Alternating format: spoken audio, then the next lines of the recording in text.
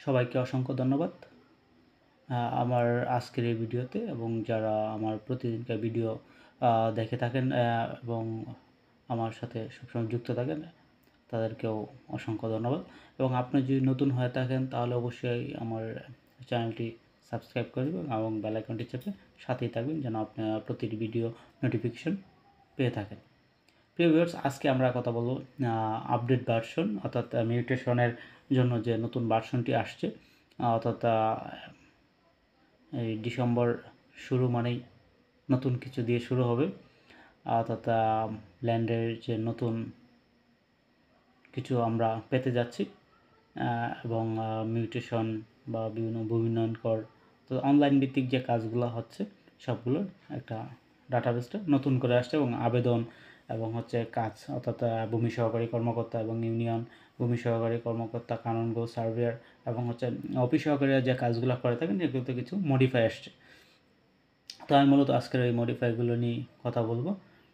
প্রথমত আমি যে বিষয়টা, আবেদনকারী অর্থাৎ নাগরিক যখন কোনো আবেদন করবেন নামজারির জন্য এসিলেন মোদের আইডিতে যখন যাবে, তো এটা সর্বোচ্চ 24 ঘন্টা পর্যন্ত ওনার আইডিতে থাকবে। যদি উনি কোনো পদক্ষেপ না নেন, এসিলেন মোদের পদক্ষেপ না নিলে 24 ঘন্টা পর অটোমেটিক অর্থাৎ এআই আর্টিফিশিয়াল ইন্টেলিজেন্সের মাধ্যমে চলে যাবে তদন্তের জন্য ইউনিয়ন ভূমি সহকারী কর্মকর্তার নিকট।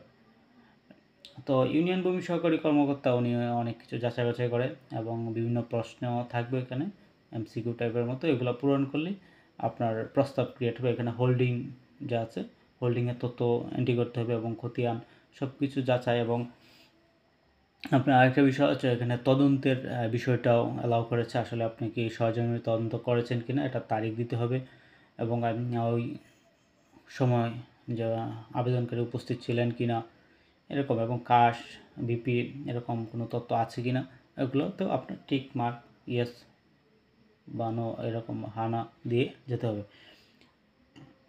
তো এইগুলো থেকে আপনার প্রস্তাব ক্রিয়েট হবে, এবং প্রস্তাব ক্রিয়েট হওয়ার পর উনি এটা আর পরবর্তীতে এডিট করা যায় না। তাহলে এডিট যদি করতে চান তাহলে আপনার পূর্বতন যে তথ্যগুলো দিয়েছেন সেগুলো এডিট করলেই এখানে এডিট হয়ে যাবে। তো এটা প্রস্তাবটা প্রেরণ করার পর যদি আপনার এসিলেন মহোদয়ের আইডিতে যখন প্রেরণ করবেন প্রস্তাব বা প্রতিবেদন আসার পর, তখন যদি উনি কোনো পদক্ষেপ না নেন তাহলে পরবর্তী 24 ঘন্টার ভিতরে যদি পদক্ষেপ না নেন তাহলে আবার এটা অটোমেটিক নেক্সট স্টেপে চলে যাবে, অর্থাৎ শুনানি। যদি এখানে খাস থাকে সেক্ষেত্রে সার্ভে বা কানুনগোর কাছে যাবে, উনি কাজ সংক্রান্ত যে কাজগুলো আছে, কাজ বিপি সীমানা নির্ধারণ এরকম কাজগুলো উনি করতে পারবেন। করে তারপর আবার এসিলেন মহোদয়ের নিকট পাঠাবেন এবং পরবর্তীতে উনি ব্যবস্থা নেবেন।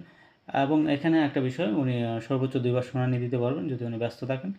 আর আরেকটা বিষয়, এখানে আপনার আগের ভার্সনে আমরা যারা কাজ করেছেন বা করেছি বা আবেদন করেছেন ওইগুলা হলুদ দেখাবে, আর নতুন ভার্সন হচ্ছে সবুজ দেখাবে। আরেকটা বিষয়, এখন এই প্রত্যেকের আইডি থেকেই আপনার ফিল্টার করার একটা সুযোগ থাকছে। আপনি কীভাবে ফিল্টার করবেন এখানে ফিল্টার করা যায়। এবং আরেকটা বিষয় হচ্ছে সার্চের জন্য আগে আবেদনকারীর আবেদন নাম্বার অথবা হচ্ছে আপনার কেস নাম্বার যেটা আমরা বলি মামলা নাম্বার, তো ওই দুইটা ছাড়া আসলে আমরা খুঁজে পেতাম না। তো এখন হচ্ছে আপনার জাতীয় পরিচয়পত্র নাম্বার দিয়ে পাওয়া যায়, মোবাইল নাম্বার দিয়ে সার্চ করে পাওয়া যাবে। তো এই বিষয়গুলো খুব অনুসন্ধান করা খুব সহজ হয়েছে। অনেক সময় আসলে গ্রামের অনেক আবেদনকারী আছেন যারা এগুলো কোনো কিছুই রাখতে পারেন না, তো মোবাইল নাম্বার এগুলো দিয়ে সহজে পাওয়া যাবে। পরবর্তীতে এসিলেন মহোদয় যখন অর্ডার করবেন শুনানির জন্য, তো অফিস সহকারী যিনি তার আইডি থেকে শুধু শুনানির জন্য নোটিশ করতে পারবেন এবং ওই নোটিশ সাবমিট করতে পারবেন। আর পরবর্তীতে 2 বার শুনানির আদেশ সর্বোচ্চ করতে পারবেন। এবং এটি সম্পন্ন হওয়ার পর একটা বিষয়, আগে খতিয়ান নাম্বার ম্যানুয়ালি লিখতে হতো, এখন অটোমেটিক খতিয়ান নাম্বার পড়বে।